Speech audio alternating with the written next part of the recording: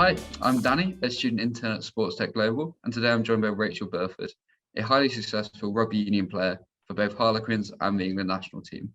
Thanks for joining me today, Rachael. Oh no, it's a pleasure.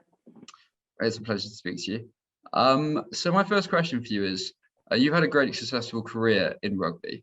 How would you say the experiences of winning the Rugby World Cup versus winning the Rugby Players Association Player of the Year, a bit of a mouthful compare?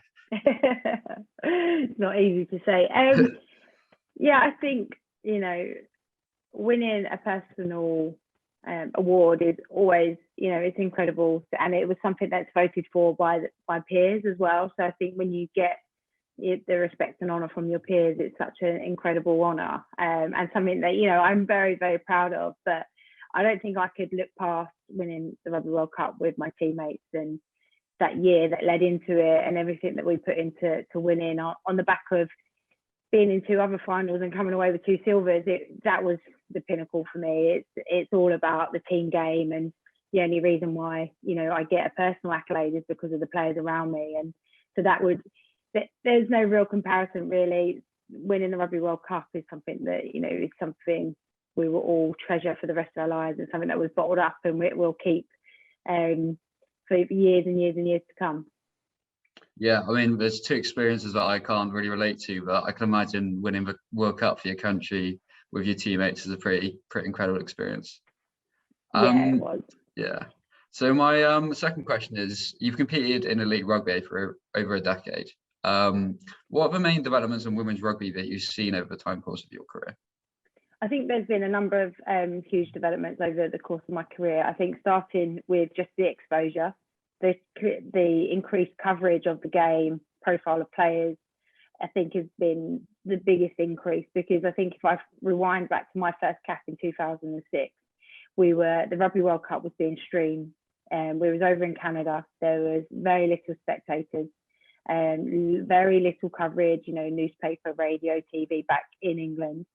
And then you kind of fast forward to 2014 or even 2017 when the World Cup going on, the magnitude of the media exposure was so high. I remember in 2014 we had this wall where it just had pictures of all of the newspapers, not pictures, they had printouts and cutouts of all the newspapers, all the coverage that was going on, and this wall was just getting crowded, and I mean like a massive ballroom, team room.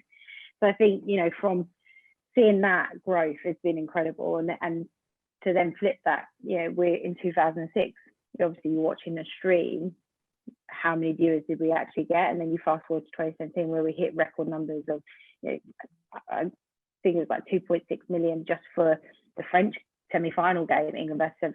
So I think, that whole exposure. The other side of things is, just investment, sponsorship, we've got now professional contracts available in certain countries. We're not there yet with everyone.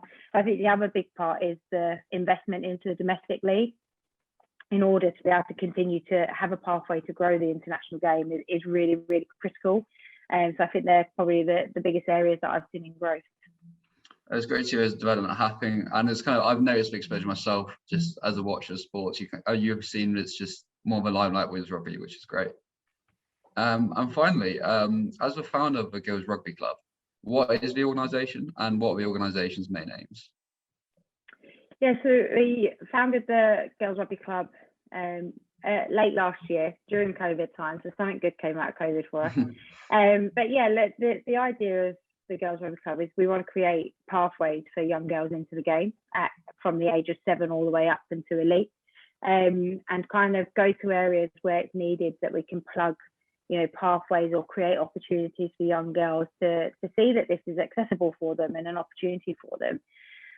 But we're very female-centric approach. So that's the other side of it, is that we really want to look into, what does the female rugby player need? Not let's carbon copy what a male rugby player does and needs and his training, and let's look at the female makeup and how we can really support girls growing up in the sport. And I guess encompassing that is we want to be this platform that we can share knowledge, resources, that we can put information all into one place and really be this one hub for women and girls rugby. To, if you need to find out information about, we've got some female players who want to have children. Well, how do they get back from having children to their best perform? Let's be that platform that allows all those kind of areas to be spoken about. So yeah, it's quite a big ambitious aims that we've got, but we really want to be, you know, a global business. We want to be able to go across the world with this and really showcase the game and create opportunities for young girls wherever they are.